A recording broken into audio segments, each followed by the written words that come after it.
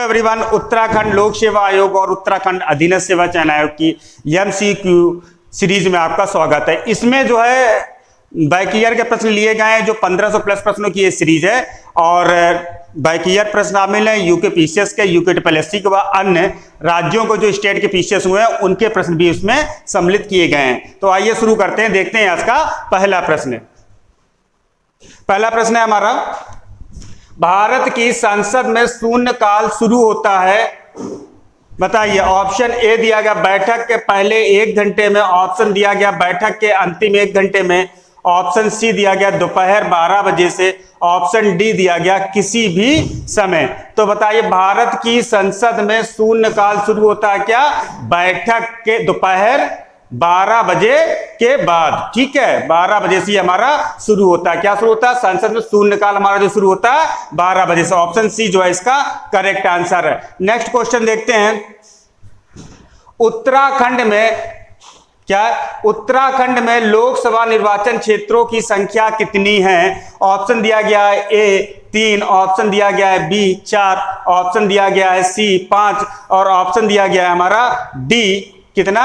10। तो बताइए कितने हैं लोकसभा निर्वाचन क्षेत्रों की संख्या उत्तराखंड में? तो उत्तराखंड में लोकसभा निर्वाचन की क्षेत्रों की संख्या कितनी है? 5। ऑप्शन सी जो है इसका करेक्ट आंसर है। और राज्यसभा के लिए कितनी सीटें हैं बताइए? राज्यसभा के लिए जो है हमारे उत्तराखंड में 3 सीटें हैं और विधानसभा के लिए कितनी सीट? 70 सीटें हैं। कितनी है? 70 सीटें जो है हमारी विधानसभा की। कितनी? 70 सीटें विधानसभा की, 5 हैं लोकसभा की और राज्यसभा की 3 सीटें हैं। नेक्स्ट क्वेश्चन देखते हैं। नेक्स्ट हमारा, उत्तराखंड की जगवाल फिल्म किस भाषा में बनी है? ऑप्शन ए दिया गया है कुमायूनी, ऑप्शन बी दिया गया है गढ़वाली और ऑप्शन सी दिया गया है हमारा हिंदी और ऑप्शन डी दिया गया है जौनसारी। तो जगवाल फिल्म जो है उत्तराखंड की ये हमारी बनी है गढ़वाली भाषा में। ऑप्शन बी जो है करेक्ट आंसर है। नेक्स्ट क्वेश्चन की तरफ बढ़ते हैं। नेक्स्ट हमारा, जाड़ उत्तराखंड की किस्म जनजाति से संबंधित है? ऑप्शन दिया गया है ए भोटिया, ऑप्शन दिया गया है बी वोक्शा और ऑप्शन दिया गया है सी जौनसारी और ऑप्शन दिया गया है डी वनरौत। तो बताइए ये जो जाड़ जनजाति है ये उत्तराखंड की किस जनजाति से संबंधित है? तो जाड़ जनजाति जो है हमारी ये भोटिया, किससे? भोटिया से संबंधित है। ऑप्शन ए जो है इसका करेक्ट आंसर है। और इसको मेनली ये कहां पर बसी हुई है? ये हमारी उत्तरकाशी में मेनली पाई जाती है। कहां? उत्तरकाशी में सर्वाधिक है ये, उत्तरकाशी में। इसको भी आप ध्यान रखिएगा, ये भी पूछा जा सकता है कि जाड़ जनजाति जो है मेन कहां पर ये संकेंद्रित है, किस एरिया में ये बसे हुए ज्यादा है? तो कहां पर है ये? उत्तरकाशी में। और किस जनजाति से संबंधित है? ये हमारी भोटिया जनजाति से संबंधित है। नेक्स्ट क्वेश्चन देखते हैं, उत्तराखंड के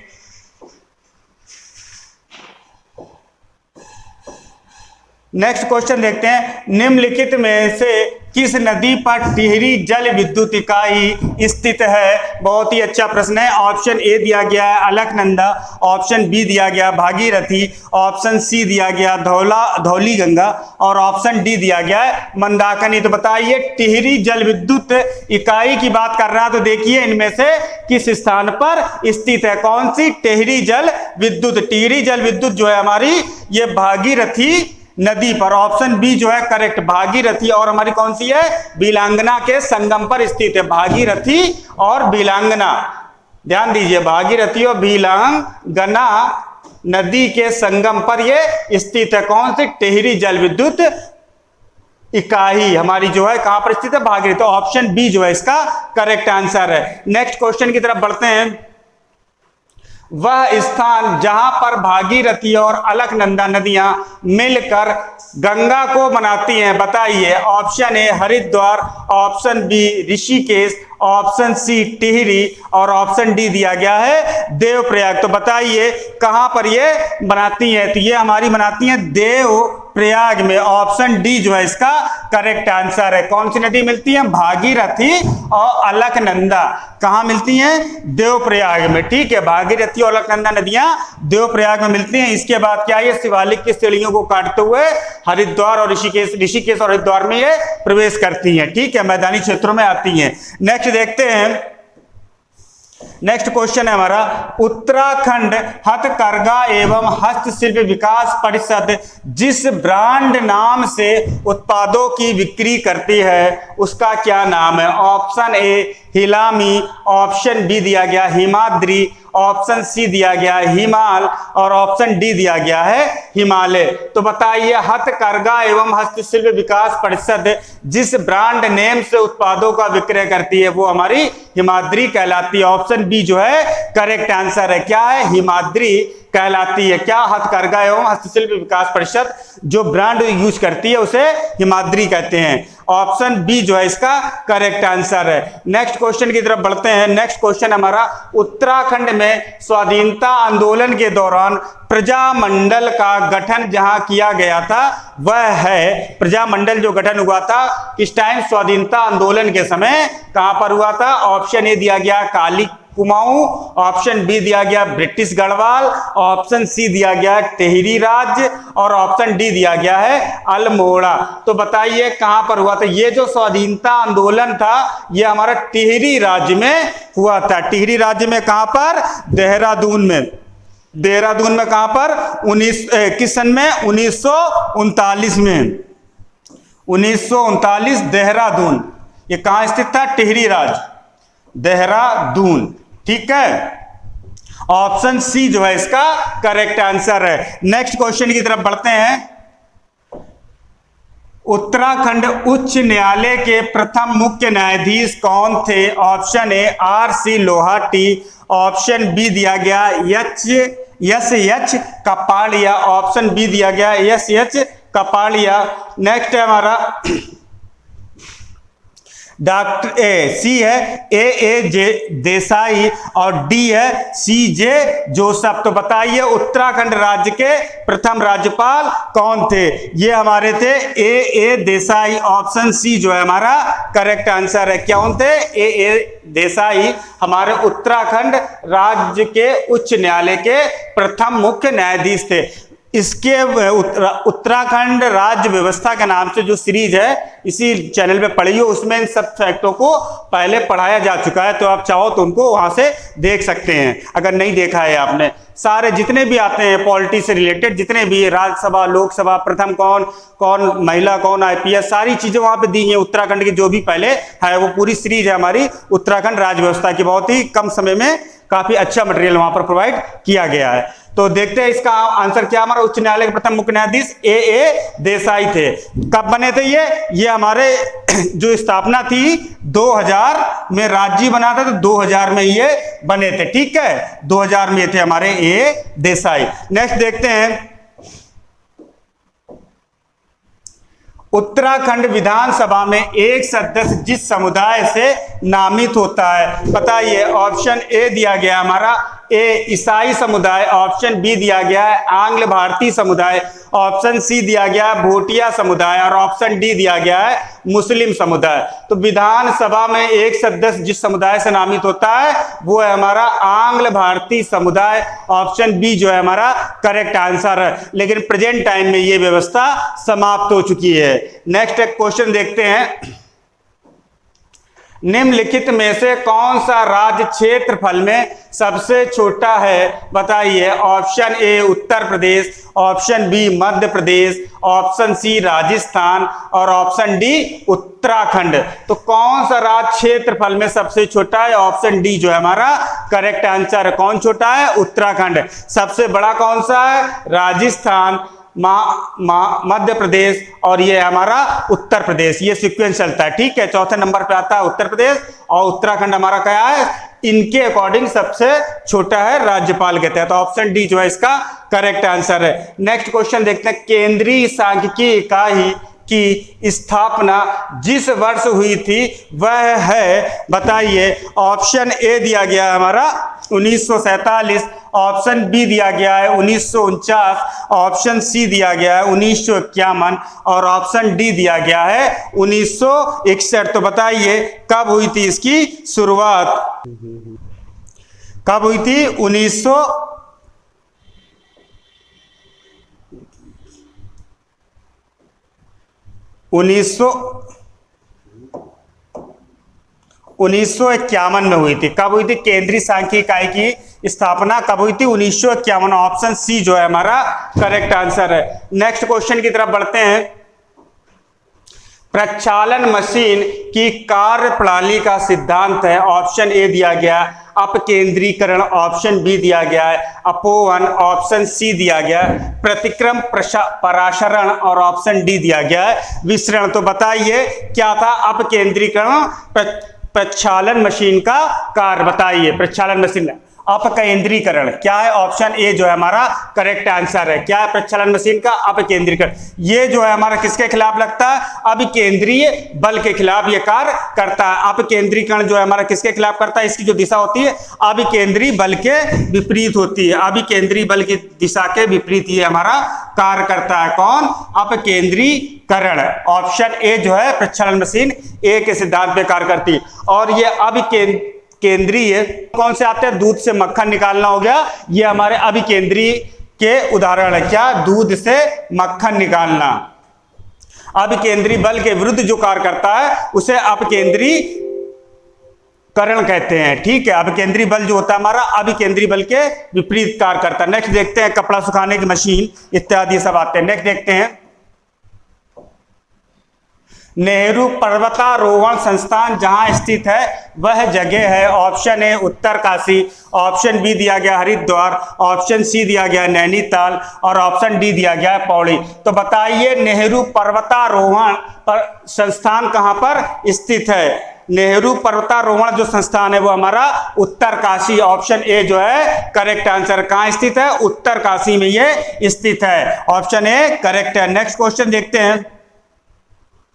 हिमालय गजेटियर के प्रसिद्ध ब्रिटिश लेखक कौन थे? Option A P Baron, option B E Atkinson और ऑप्शन सी जिम कार्बेट और ऑप्शन डी जे विल्सन। बताइए हिमालयन गजेटियर के प्रथम लेखक कौन थे?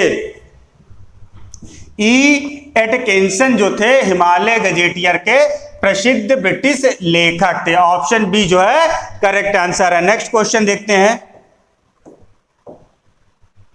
क्लिंकर सिद्धांत जिस विषय से संबद्ध है वह है। ऑप्शन ए वृद्धि, ऑप्शन बी विकास, ऑप्शन सी काल प्रभाव और ऑप्शन डी मृत्यु। तो बताइए क्लिंकर सिद्धांत जो है हमारा किससे संबंधित है?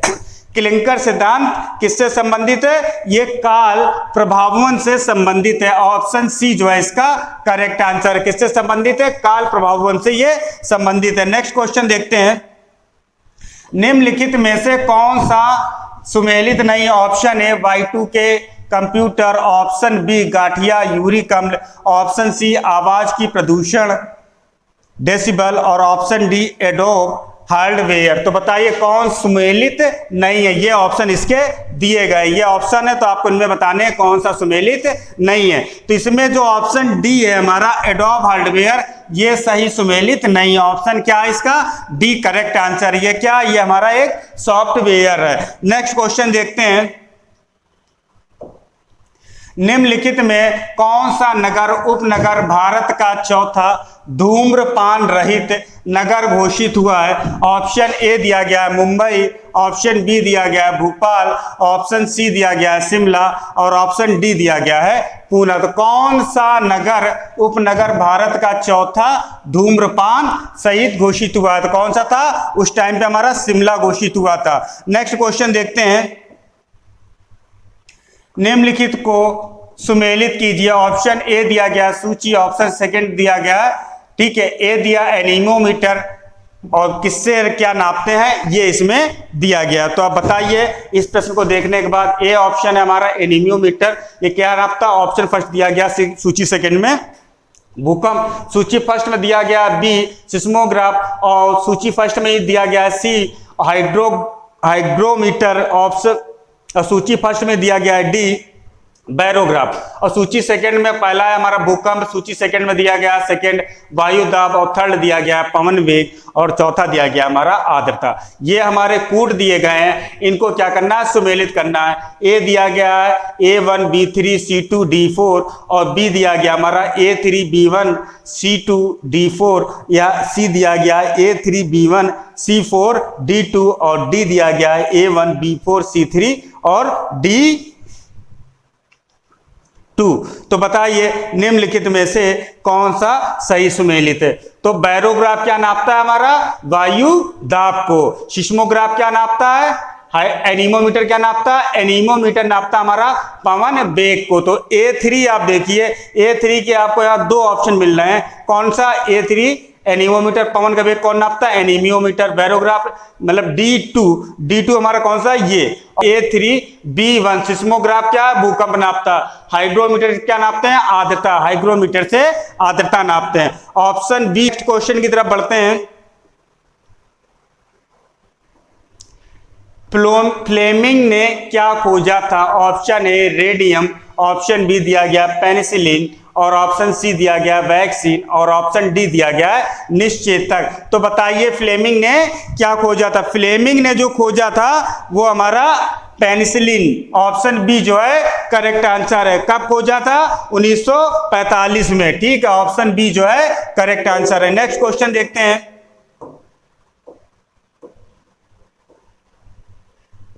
देश में विंटर लाइन की प्राकृतिक परिघटना किस नगर में दृश्यमान होती है। बहुत ही अच्छा प्रश्न है। Option A Shimla, option B दिया गया दार्जिलिंग, ऑप्शन सी दिया गया मसूरी, और ऑप्शन डी दिया गया है नैनीताल। तो विंटर लाइन की प्राकृतिक घटना की बात कर रहे हैं, तो ये कहां पर घटित होती है, ये हमारी होती है मसूरी में। ऑप्शन सी जो है करेक्ट आंसर है। कहां होती है, मसूरी में होती है।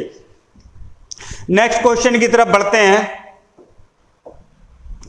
विश्व पर्यावरण दिवस जिस तारीख को मनाया जाता है वह है, बताइए। ऑप्शन ए दिया गया है 21 मार्च, ऑप्शन बी दिया गया है 23 सितंबर, ऑप्शन डी दिया गया है 5 जून, ऑप्शन सी दिया गया है हमारा 5 जून, और ऑप्शन डी दिया गया है 25 मई। तो विश्व पर्यावरण दिवस हमारा मनाया जाता है जिस तारीख को, वो कौन सी डेट है, वो 5 जून है। ऑप्शन क्या है, सी जो है हमारा करेक्ट आंसर है। क्या है, 5 जून को ये विश्व पर्यावरण दिवस मनाया जाता है। नेक्स्ट क्वेश्चन देखिए।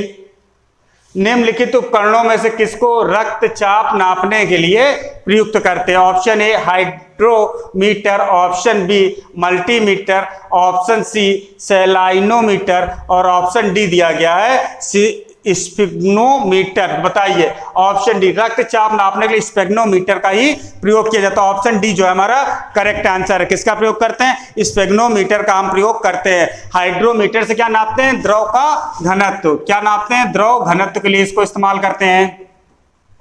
मल्टीमीटर से क्या नापते हैं, राशियों का। क्या नापते हैं, भौतिक राशियों को, ठीक है। मल्टीमीटर से भौतिक राशियों को नापते हैं, भौतिक राशि को नापते हैं मल्टीमीटर से। और सेलाइनोमीटर से क्या नापते हैं, सेलाइनोमीटर से लवणता नापते हैं, ठीक है। क्या नापते हैं, लवणता नापने का ये यंत्र है हमारा, कौन, सेलाइनोमीटर। और डी से क्या नाप, स्पेग्नोमीटर से क्या नापते हैं, ये रक्तचाप नापते हैं। ऑप्शन डी जो है करेक्ट आंसर है। नेक्स्ट क्वेश्चन देखते हैं। Geographical factors in India history पुस्तक किसने लिखी है। Option A K M. Panikkar, option B Toynbee, option C M.N. Srinivas, और ऑप्शन डी जमुना दास। तो बताइए जियोग्राफिकल फैक्टर्स पुस्तक किसने लिखी है। जियोग्राफिकल फैक्टर्स पुस्तक जो है हमारी के.एम. पड़ियक्कर ने लिखी है। किसने, के.एम. पड़ियक्कर ने। ऑप्शन ए जो है करेक्ट आंसर। कब प्रकाशित हुई थी, 1955 में ये हमारी प्रकाशित हुई थी। नेक्स्ट क्वेश्चन देखते हैं। भारत एक खोज नामक पुस्तक किसने लिखी है। ऑप्शन ए दिया गया महात्मा गांधी, ऑप्शन बी दिया गया doctor B.R. Ambedkar, option C दिया गया रविन्द्रनाथ टैगोर, और ऑप्शन डी दिया गया है जवाहरलाल नेहरू। तो भारत एक खोज, देख लीजिए, भारत एक खोज नामक पुस्तक किसने लिखी है। भारत एक खोज नामक पुस्तक जो लिखी गई है वो जवाहरलाल नेहरू ने। ऑप्शन डी जो है इसका करेक्ट आंसर है। नेक्स्ट क्वेश्चन देखते हैं। सिस्मोमीटर से नापता है? बताइए। हृदय गति, ऑप्शन बी पेड़ों की ऊंचाई, ऑप्शन सी भूकंप, ऑप्शन डी उपयुक्त में से कोई नहीं। सिस्मोमीटर कह रहा, बताइए सिस्मोमीटर किसको नापता है? ये हमारा नापता है हृदय गति की, हृदय की जो धड़कन है वो इसके माध्यम से हम सुनते हैं। ऑप्शन ए जो है इसका करेक्ट आंसर है। नेक्स्ट क्वेश्चन की तरफ बढ़ते हैं। भारत के राष्ट्रीय ध्वज में अरों की कुल संख्या कितनी है? बहुत अच्छा प्रश्न है। ऑप्शन ए 20, ऑप्शन बी दिया गया 24, ऑप्शन सी दिया गया 26 और ऑप्शन डी दिया गया है 30। तो बताइए राष्ट्रीय ध्वज में अरों की संख्या कितनी है? तीलियां कितनी है? 24 तीलियां। ठीक, ऑप्शन बी जो है हमारा करेक्ट आंसर है। क्या है? 24 तीलियां। और यहीं से एक प्रश्न बनता है, उसका आकार कैसा है? 3x2 का है। ठीक है, ये इसका आकार है। और यह कब अपनाया गया था हमारा? क्या राष्ट्रीय ध्वज, बताइए कब अपनाया गया था ये हमारा?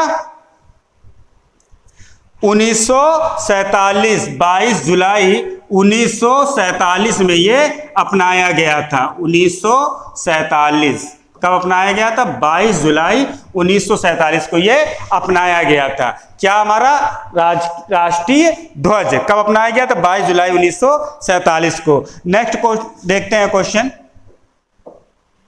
बृहस्पति ग्रह के चंद्रमाओं की खोज निम्नलिखित में से किस वैज्ञानिक ने की थी? Option A Newton, option B Galileo, option C Kepler और ऑप्शन डी कोपरनिकस। तो बताइए बृहस्पति ग्रह के चंद्रमाओं की खोज निम्नलिखित में से किसने की थी? किसने की थी? गैलीलियो ने। ऑप्शन बी जो है इसका करेक्ट आंसर है। नेक्स्ट क्वेश्चन देखते हैं। अत्यधिक घनत्व वाले नक्षत्रों को क्या कहते हैं? Option A supernova, option B neutron stars, option C binary stars और ऑप्शन डी एस्टेरॉइड्स। तो सर्वाधिक घनत्व की बात कर रहा, तो ऐसे नक्षत्रों को क्या कहा जाता है? बताइए, जल्दी बताइए, क्या कहते हैं? इनको कहते हैं न्यूट्रॉन स्टार्स। इनका क्या होता है? घनत्व कम और द्रव्यमान अधिक होता है। किनका? Neutron stars. न्यूट्रॉन तारे जो होते हैं उनका घनत्व कम और द्रव्यमान अधिक होता है। नेक्स्ट क्वेश्चन देखते हैं। बौद्ध धर्म में त्रिरत्न क्या इंगित करता है? ऑप्शन ए सत्य, अहिंसा, दया, ऑप्शन बी प्रेम, करुणा, क्षमा, ऑप्शन सी बुद्ध धम्म संघ या ऑप्शन डी विनय पटक, सुत पटक और अधिगम्य पटक। त्रिरत्न की बात कर रहा है, ये कई बार पूछा गया है। त्रिरत्न क्या होता है, किस धर्म से संबंधित है? तो ध्यान दीजिए, ये हमारा बौद्ध धर्म से संबंधित है। और त्रिरत्न में क्या सम्मिलित होते हैं? बुद्ध, धम्म और संघ। ये तीन पोर्शन हमारे त्रिरत्न कहलाते हैं बौद्ध धर्म के। ऑप्शन सी जो है इसका करेक्ट आंसर है। Next question. रजिया सुल्तान किस वर्ष शासक बनी थी? ऑप्शन ए दिया गया है सन 1236 ईस्वी में, ऑप्शन बी दिया गया सन 1240 ईस्वी में, ऑप्शन सी दिया गया सन 1266 ईस्वी में, ऑप्शन डी दिया गया सन 1210 ईस्वी। तो रजिया सुल्तान की बात कर रहा है, ये पहली मुस्लिम शासक थी। कहां पर? इंडिया में। ठीक है, तो कब बनी थी ये बनी थी हमारी 1236 से 40 का इनका टाइम पीरियड रहा है। क्या रहा है? 36 से 40 का टाइम पीरियड रहा है, 4 साल का। ठीक है, तो ये हमारे ऑप्शन ए जो है इसका करेक्ट आंसर है। नेक्स्ट क्वेश्चन देखते हैं। कुतुब मीनार की ऊंचाई कितनी है? ऑप्शन ए दिया गया है 100 मीटर, ऑप्शन बी दिया गया 150 मीटर और ऑप्शन सी दिया गया 85.5 मीटर और ऑप्शन डी दिया गया है 72.5 मीटर। तो बताइए कुतुब मीनार की ऊंचाई कितनी है? कुतुब मीनार की जो ऊंचाई है वो 72.5 मीटर है। ऑप्शन डी जो है करेक्ट आंसर है। कितनी है? 72.5 मीटर। किसने इसको शुरुआत की थी? कुतुबुद्दीन ऐबक ने। पूरा किसने करवाया था? इल्तुतमिश ने। एक और पॉइंट यहीं से बनता है कि ईंटों से निर्मित सबसे बड़ी क्या है? ऊंची मीनार विश्व की। ईंटों से निर्मित सबसे बड़ी विश्व की या सबसे ऊंची विश्व की कौन सी मीनार है? कुतुब मीनार है। कौन सी है? ईंटों से बनी। ध्यान दीजिए, ये ईंटों से बनी है, विश्व की सबसे बड़ी मीनार है। किसने करा? कितनी ऊंचाई है? 72.5 मीटर। किसने शुरुआत कराया था? कुतुबुद्दीन ऐबक ने। पूरा किसने करवाया था? इल्तुतमिश ने। नेक्स्ट क्वेश्चन देखते हैं।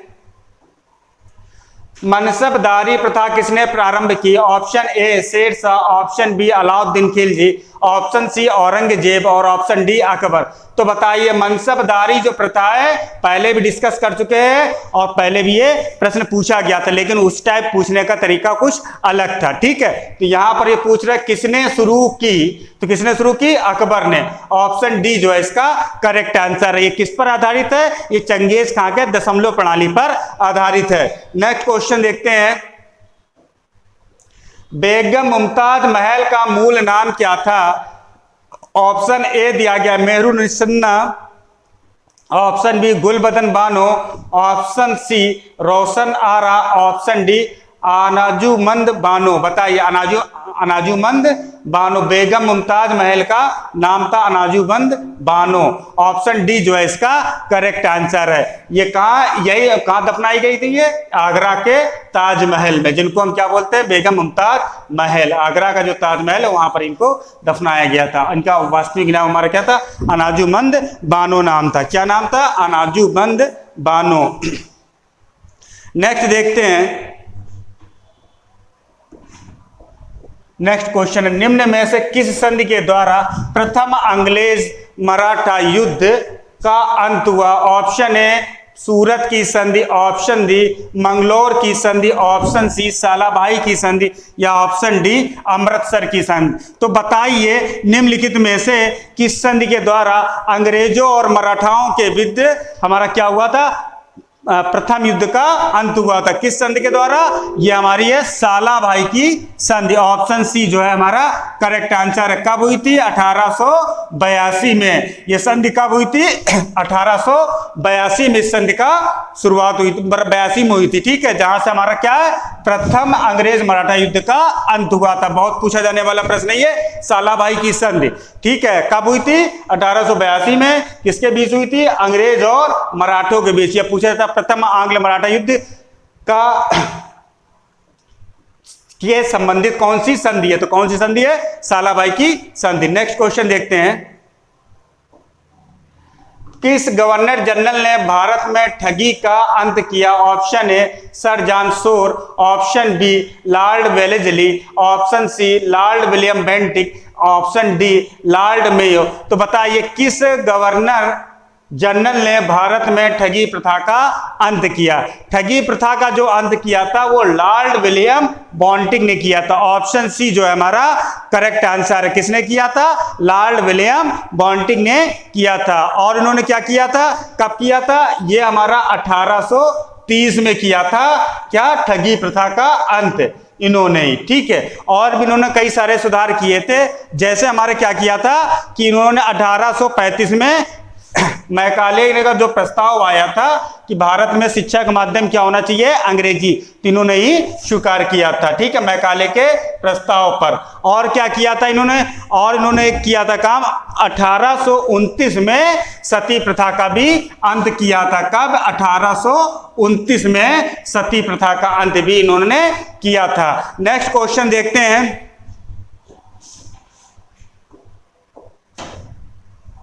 भारत में किस वर्ष में सरकारी डाक सेवा की शुरुआत हुई। ऑप्शन ए 1853 ईस्वी में, ऑप्शन बी 1854 में ईस्वी में, ऑप्शन सी सन 1855 ईस्वी में, ऑप्शन डी सन 1856 ईस्वी में। तो ध्यान दीजिए, सरकारी डाक सेवा की शुरुआत की बात कह रहा। तो बताइए इन ऑप्शंस में से कौन सा ऑप्शन हमारा सही है। तो ऑप्शन बी जो है हमारा करेक्ट है। सन 1854 ईस्वी में इसकी शुरुआत हुई थी। किसकी, भारत सरकारी डाक सेवा की। ठीक है, उस समय यहाँ का वो कौन था, गवर्नर जनरल कौन था, लॉर्ड डलहौजी के काल में। कौन शुरुआत, श्रेय किसे दिया जाता है, डलहौजी को। किसको दिया जाता है, डलहौजी को। ध्यान दीजिए, डलहौजी ने इसको शुरुआत की थी।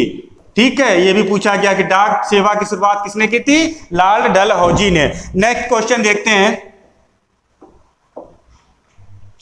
धन के बहिर्गमन का सिद्धांत निम्न में से किसने प्रतिपादित किया था। Option A Surendranath Banerjee, option B Gopal Krishna Gokhale, option C Dadabhai Firoz Shah Mehta, और ऑप्शन डी दिया गया है दादा भाई नेरोजी। बताइए धन के बहिर्गमन का सिद्धांत जो दिया था वो दादा भाई नेरोजी ने दिया था। ठीक है, ऑप्शन डी जो है इसका करेक्ट आंसर है। नेक्स्ट क्वेश्चन की तरफ बढ़ते हैं, हमारा राष्ट्रीय गीत वंदे मातरम किस पुस्तक से लिया गया है? ठीक है, ऑप्शन दिए गए हैं ए आनंद मठ, ऑप्शन दिया गया है बी नील दर्पण, ऑप्शन दिया गया है सी गीतांजलि और ऑप्शन दिया गया है डी सत्यार्थ प्रकाश। तो बताइए राष्ट्रीय हमारा कब लिया गया था, किससे लिया गया है? राष्ट्रीय गीत आनंद मठ से लिया गया। ऑप्शन ए जो है हमारा करेक्ट आंसर है। ठीक है, किससे लिया गया? आनंद मठ से हमारा राष्ट्रीय गीत वंदे मातरम लिया गया।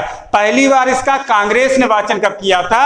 1896 के कलकत्ता अधिवेशन में किया था। कब किया था? 1896 का कलकत्ता जो अधिवेशन हुआ था उसमें इन्होंने किया था। और भारत में कब अपनाया गया? 24 जनवरी 1950 को। कब अपनाया गया? 24 जनवरी 1950 को ये अपनाया गया था। कब? वंदे मातरम। नेक्स्ट देखते हैं, रुद्रप्रयाग में किस सहायक नदी का संगम अलकनंदा से होता है? ऑप्शन ए दिया गया धौली गंगा, ऑप्शन बी दिया गया बिरही गंगा, ऑप्शन सी दिया गया है पिंडर और ऑप्शन डी दिया गया है मंदाकिनी। तो बताइए रुद्रप्रयाग में किस गंगा का इसके साथ संगम होता है? ये होता है हमारा मंदाकिनी का। ऑप्शन डी जो है हमारा करेक्ट है। ठीक है, अलकनंदा के साथ संगम होता है रुद्रप्रयाग में। कहां पे होता है? रुद्रप्रयाग में। मंदाकिनी का अलकनंदा के साथ संगम होता है रुद्रप्रयाग में। ऑप्शन डी जो है हमारा करेक्ट आंसर है। नेक्स्ट क्वेश्चन देखते हैं, नदी जिस पर कोटेश्वर बांध निर्मित किया जा रहा है? Option A Alaknanda, option B Dhauli Ganga, option C Bhagirathi और ऑप्शन डी बिहारी गंगा। तो बताइए जो हमारा कोटेश्वर बांध है ये किस पर निर्मित किया जा रहा है? कोटेश्वर बांध जो है हमारा ये भागीरथी नदी पर निर्मित है। किस पे? भागीरथी नदी पे। ऑप्शन सी जो है इसका करेक्ट आंसर है। नेक्स्ट क्वेश्चन देखते हैं, निम्न में से कौन सा भारतीय राज्य आंशिक रूप से हिमालय का आंशिक रूप से मैदान में स्थित है? तो बताइए निम्नलिखित राज्य दिए गए। Option A Himachal Pradesh, option B दिया गया अरुणाचल प्रदेश, ऑप्शन सी दिया गया सिक्किम और ऑप्शन डी दिया गया उत्तराखंड। तो कौन सा भारतीय राज्य आंशिक रूप से हिमालय व आंशिक रूप से मैदान में स्थित है? तो कौन सा स्थित है? ऑप्शन डी उत्तराखंड जो है हमारा आंशिक रूप से हिमालय व आंशिक रूप से मैदान में स्थित है। ऑप्शन डी इसका करेक्ट आंसर है। नेक्स्ट क्वेश्चन देखते हैं, वह भारतीय राज्य जिससे कर्क रेखा होकर नहीं गुजरती है? बताइए। ऑप्शन ए दिया गया गुजरात, ऑप्शन बी दिया गया ओडिशा, ऑप्शन सी दिया गया झारखंड, ऑप्शन डी दिया गया है त्रिपुरा।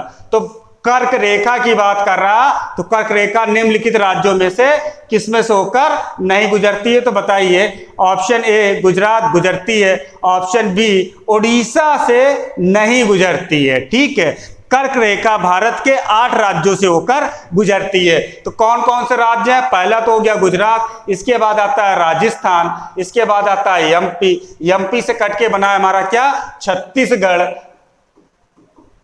उसके बाद आता है बिहार से कटकर जो बना है हमारा झारखंड, और उसके बाद ये पश्चिम बंगाल, उसके बाद ये जाती है त्रिपुरा और उसके बाद जाती है हमारी कहां पर? मिजोरम। इन राज्यों से होकर ये गुजरती है। कौन सी? कर्क रेखा। नेक्स्ट क्वेश्चन देखते हैं, भारत और नेपाल के मध्य कौन सी नदी सीमा बनाती है? ऑप्शन ए दिया गया सरयू, ऑप्शन बी दिया गया रामगंगा, ऑप्शन सी दिया गया काली, ऑप्शन डी दिया गया पिंडर नदी। तो कौन सी नदी भारत और नेपाल के मध्य सीमा बनाती है? तो ऑप्शन है हमारा काली। काली नदी जो है भारत और नेपाल के मध्य सीमा बनाती है। ऑप्शन सी जो है हमारा करेक्ट आंसर है। नेक्स्ट क्वेश्चन देखते हैं, किस हिमालयी क्षेत्र में वर्षा काल में सर्वाधिक वर्षा होती है? Option A Shivalik, option B बाह्य हिमालय, ऑप्शन सी आंतरिक हिमालय और ऑप्शन डी इन तीनों में से कोई नहीं। तो बताइए किस क्षेत्र में सर्वाधिक वर्षा होती है? तो मानसून के दौरान जो है हमारा सर्वाधिक वर्षा शिवालिक में होती है। ऑप्शन ए जो है इसका करेक्ट आंसर। कहां होती है? शिवालिक में होती है। नेक्स्ट क्वेश्चन देखते हैं, चाय की खेती के लिए कौन सी मिट्टी सर्वाधिक उपयुक्त है? बताइए। ऑप्शन ए चाराग्राही मृदा, ऑप्शन बी भूरी लाल और पीली मिट्टी, ऑप्शन सी बलुई मिट्टी, ऑप्शन डी हल्की चिकनी एवं कछारी मृदा। कौन सी मिट्टी सर्वाधिक उपयुक्त है किसके लिए? चाय की खेती के लिए। तो ऑप्शन डी जो है इसका करेक्ट आंसर, हल्की चिकनी एवं कछारी मृदा जो है हमारी, ये किसके लिए उपयुक्त है? ये हमारी चाय के लिए उपयुक्त है। ऑप्शन डी जो है हमारा करेक्ट आंसर है। नेक्स्ट क्वेश्चन देखते हैं। 16 वन से संबंध है, बताइए। 16 वन क्या है ये? ऑप्शन है दक्षिण प्रायद्वीपीय पहाड़ियों से, ऑप्शन बी पश्चिमी हिमालय से, ऑप्शन सी पूर्वी हिमालय से, ऑप्शन डी ज्वारीय वन से। तो 16 वन किससे संबंध है? 16 वन जो हमारे संबंध है वो दक्षिणी प्रायद्वीपीय पहाड़ियों से। ये मुख्यतः कहां पाए? ऑप्शन ए जो है इसका करेक्ट आंसर है। ये मुख्यतः नीलगिरी, अन्नामलाई और पालनी की पहाड़ियों में पाए जाते हैं। कहां पाए जाते हैं? नीलगिरी, अन्नामलाई और पालनी की पहाड़ियों में पाए जाते हैं 16 वन। ऑप्शन ए करेक्ट है। नेक्स्ट क्वेश्चन देखते हैं।